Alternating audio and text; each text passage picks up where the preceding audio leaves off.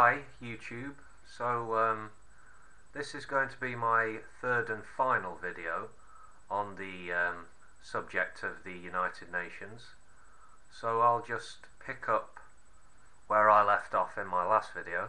I believe I was making reference to Article 94, which requires all member states of the United Nations to abide by World Court decisions in cases to which they are party, and gives the Security Council the power to enforce such decisions.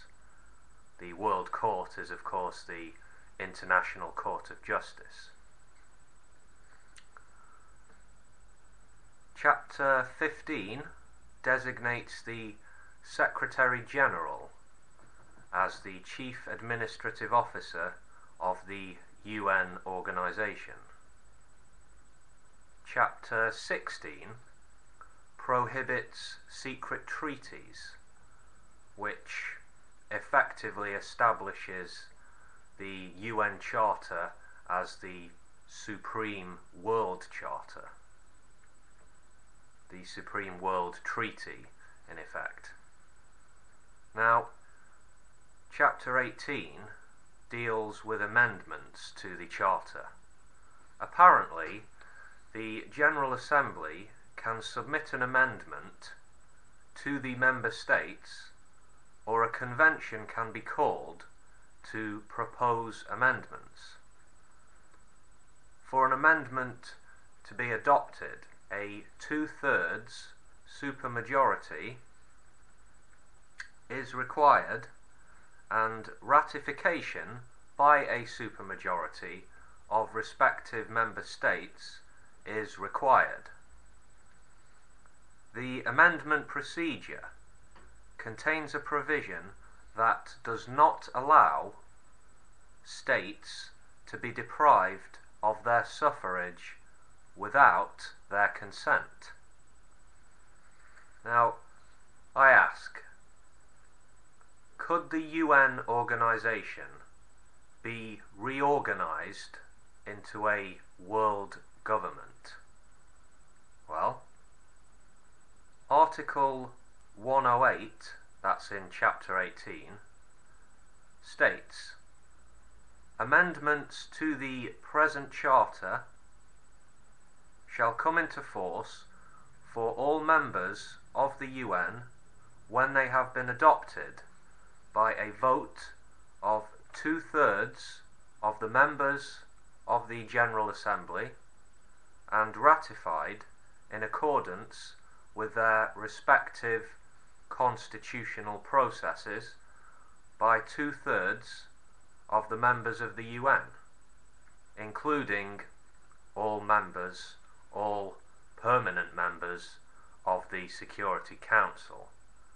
So Big Five, or any one member of Big Five, can block potential amendments to the Charter. You know, it's as simple as that. How can anyone who sees this say that it's fair? You know? The UN is controlled by a private club, a nuclear club, in fact.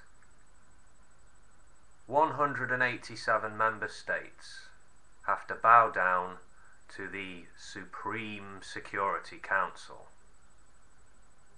As long as this unjust and undemocratic arrangement is allowed to persist, there will be no world government.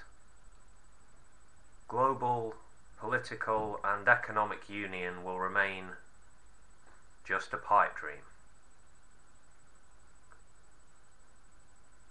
Could the UN Charter, and thus the organisation, be reformed and restructured by a different method? I mean, could the UN be radicalised and democratised by, say, an irresistible lobby movement, or by a mass movement of the peoples of Earth? The UN, as it is, does not provide leadership on the world stage. And for all the good things that certain UN agencies do, the organisation as a whole does not inspire confidence and hope, at least not in its present form. Many people, myself included, look at the state of international affairs and see that we now need a global political and economic regime with executive powers, legal powers, the means to empower the peoples of Earth, the ability to carry out the will of the peoples, and the integrity to uphold the best principles of humankind. Well, I hope that you found these videos to be interesting and informative, and I hope that they've stimulated some thought, perhaps educated some people, because, you know, that's what it's all about. This is an important subject that affects us all, really. So, again, thank you, thanks for listening, and peace. Have a nice day, boys and girls.